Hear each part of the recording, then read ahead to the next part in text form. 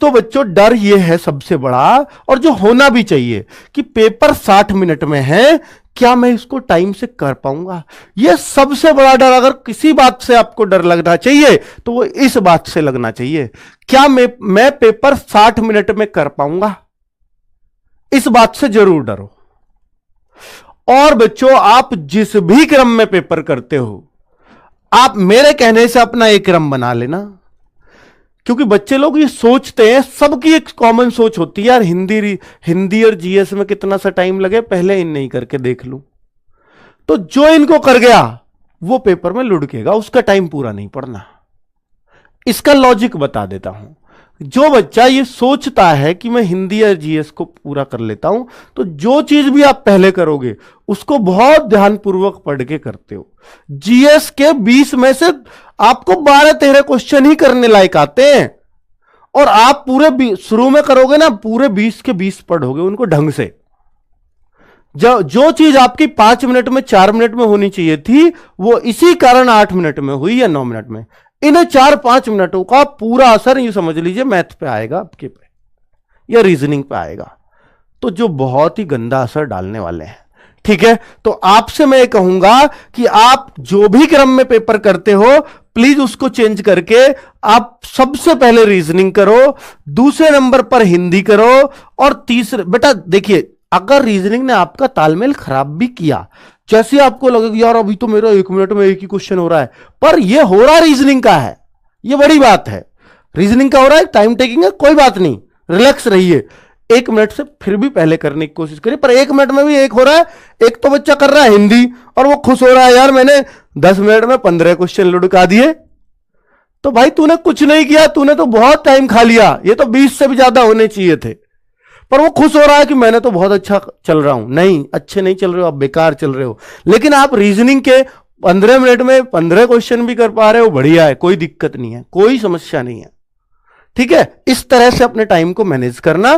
तो बच्चों अगर आपका कुल मिलाकर के ये भी हो जाता है कि सर मेरा ना रीजनिंग में थोड़ा सा ज्यादा टाइम लग गया, मैं तो 15वें पर ही, मेरे 17 मिनट खत्म हो गए, तो 1-2 मिनट का जो बैलेंस है, जो बिगड़ा है आपका, वो हिंदी में पूरा कर लोगे, उसको जीएस में पूरा कर लोगे जल्दी से पढ़ करके।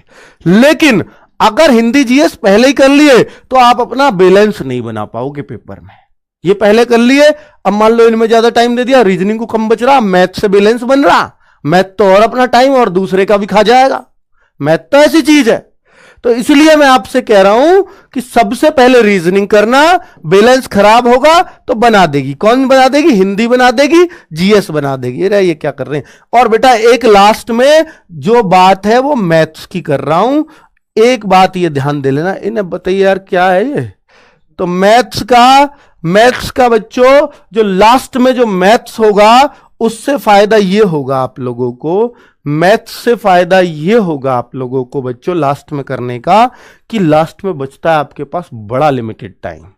अब बहुत सारे बच्चों को ये दिमाग में रहता है सर लास्ट में मैथ्स में तो हाथ पांव फूल जाएंगे, हाथ पैर फूल जाते हैं, वहां तो घबराहट चरम पे होती है और ज्यादा, तो उस टाइम पे मैथ्स का सवाल जो आ रहा है वो भी गायब हो जाएगा हमसे। ये एक सोच होती है, पर आप यकीन मानना ये सोच आपको फायदा करती है, नुकसान नहीं। सर फायदा कैसे, बता देता हूं। मैं ये मूंड मारता मारता आपसे थक गया हूं कि मैथ्स के उन क्वेश्चनों को, या रीजनिंग में भी ये करना जो क्वेश्चन एक बार में समझ में ना आए उसको गोला कर देना, और जो एक बार में समझ में आ जाए बस उसी को करना। चाहे गोले आपको रीजनिंग में भी 5-7 करने पड़ जाए, कोई दिक्कत नहीं है। चाहे मैथ में आपको और 8-7 क्वेश्चन पे करने पड़ जाए, कोई दिक्कत नहीं है। पर आप यूं समझ लेना, आपको टारगेट ये लेके चलना है, पूरा पेपर मुझे 50-52 मिनट में करना है। 7-8 मिनट उन रिव्यू वाले क्वेश्चन को देना है जिनको मैं छोड़ के गया हूं। बच्चों ज्यादा छोड़ना चाहे कितने ही, कोई दिक्कत नहीं। 7 से ज्यादा गोले नहीं होंगे आपके रीजनिंग में, 8 से ज्यादा कभी मैथ्स में नहीं होंगे, और 8-7 15। इन 15 क्वेश्चनों के लिए अगर आपने 8 मिनट भी बच रहे हैं, ध्यान देना मेरी बात पर, 15 क्वेश्चन के लिए 8 मिनट भी बच रहे हैं, और आप इनमें से 8 भी कर गए, और निश्चित तौर पे कर जाओगे कि उस टाइम पे प्रेशर नहीं है पेपर पूरा पढ़ाए कि नहीं, क्योंकि लास्ट में प्रेशर खत्म है बच्चों। उन 8 मिनट में ये दिमाग में आएगा आपको कि यार पेपर तो हो ही गया है, अब इनमें से जो हो जाएगा मेरे लिए बोनस है। उनमें कॉन्फिडेंस चरम पे होता है। उन 8 मिनट को बचा लेना अपने रिव्यू क्वेश्चन के लिए, यह टारगेट लेकर के जाना, आप निश्चित तौर पर सफल हो जाओगे।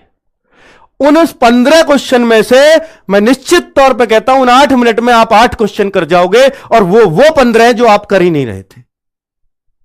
और 8-9 क्वेश्चन अगर आप उनको कर गए जो आपसे हो ही नहीं रहे थे, या टाइम ज्यादा लगता, आप उनमें से 8-9 कर गए, तो कौन रोकेगा आपका सिलेक्शन? बताइए, आप रुक ही नहीं सकता। तो बच्चों, स्ट्रेटजी सही अपनानी पड़ती है बस। तो आप ये मान लीजिए कि आपको, देखो यार, मैथ्स अगर कम आता है तो मैं आपसे बोल रहा हूं, जो हमने गागर में सागर में आपको प्रैक्टिस वो भी तो दिया है ना, क्वेश्चंस भी तो दिए हैं, पीडीएफ भी तो दिया है। इनको ही आप कितनी बार कर लो, इन्हीं क्वेश्चन को 2-2, 3-3 बार कर लो, अच्छे से कर लो, प्रैक्टिस कर लो लगातार, क्योंकि हर टाइप का क्वेश्चन है इनमें। कैसा भी आएगा आपका मैथ्स हो जाएगा।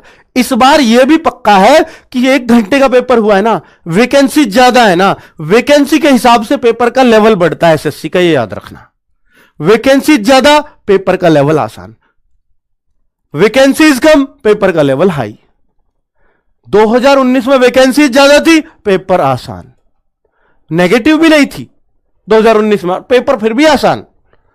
और 2021 में क्या हुआ, नेगेटिव भी डाल दी और पेपर भी मुश्किल, क्योंकि वैकेंसीज बहुत कम थी। इस बार पिछली बार से तो दुगनी है, फॉर्म भी कम है पिछली बार से, तो पेपर मुश्किल बनने का चांस है। और तीसरा सबसे बड़ा काम कर दिया इन्होंने, टाइम कम, तो पेपर मुश्किल बनने का चांस तो कहीं से भी किसी भी हद तक नहीं बनता।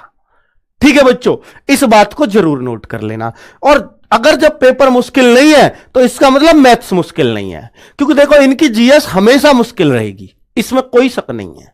अगर आपका बहुत आसान इन्होंने करी तो ये आपसे ज्यादा से ज्यादा जीएस में कितने करवा देगा, अगर इसने बहुत आसान करी तो ये आपके 14 क्वेश्चन करवा देगा, अगर आसान रही।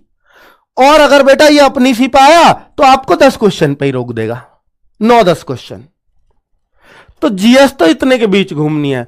जो सारा फर्क पड़ता है पेपर मुश्किल आसान का, वो मैथ्स से पड़ता है। रीजनिंग ये कभी मुश्किल कर ही नहीं सकते, ना इन्होंने आज तक किया, ना इनके पास वो है तरीका मुश्किल करने का रीजनिंग को। ये बात नोट कर लेना, चाहे सीजीएल हो इनका, सीएचएसएल हो, सीपीओ हो, एमटीएस हो, एसएससी जीडी हो, रीजनिंग एक ही लेवल रहता है, कुछ फर्क नहीं पड़ता।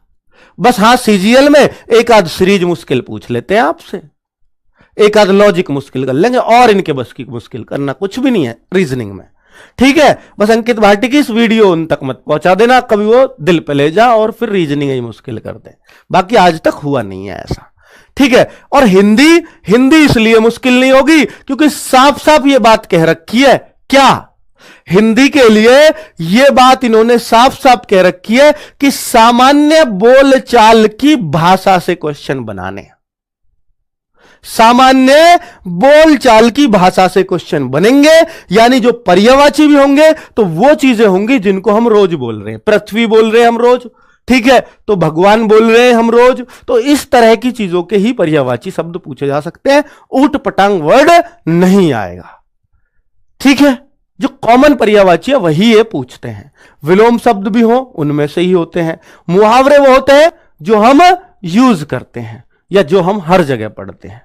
तो कभी भी एसएससी जीडी में कोई भी ऐसी चीज उठपटांग नहीं आती जिसको ये कहीं से भी उठा के पूछ लें। तो इसलिए हिंदी में आपको घबराना नहीं है बिल्कुल भी। जीएस में मैंने बता दिया बहुत ज्यादा फर्क नहीं पड़ता, आसान पूछी तो 14 करवा देंगे, मुश्किल पूछी तो आपको 9-10 पे रोक देंगे बस। मैथ्स ही एक ऐसी चीज है जिसमें ये मुश्किल करते हैं तो बच्चे को लिटा देते हैं, बिछा देते हैं, और बच्चे अगर ये आसान देते हैं तो सब बच्चे बढ़िया करके आते हैं। इस बार जो आसार है इस टाइम को देखते हुए वो मैथ्स आसान आने के हैं, क्योंकि जब आपका 60 मिनट देते हैं सीएचएसएल में, 60 मिनट देते हैं सीजीएल में, जब 60 मिनट का इनमें देते हैं और सीजीएल सीएचएसएल इन पे मैथ्स में तो क्वेश्चन भी अच्छे खासे हैं, तो बच्चों वहां ये मैथ्स मुश्किल नहीं करते, तो ये जीडी में कैसे कर सकते हैं जहां तो वैकेंसी बहुत ज्यादा है। ठीक है, तो इसलिए बिल्कुल निश्चिंत रहे कि आपका मैथ्स मुश्किल आएगा, तो यह मैं आपको भरोसा दे रहा हूं। बाकी ये वीडियो आपका जरूर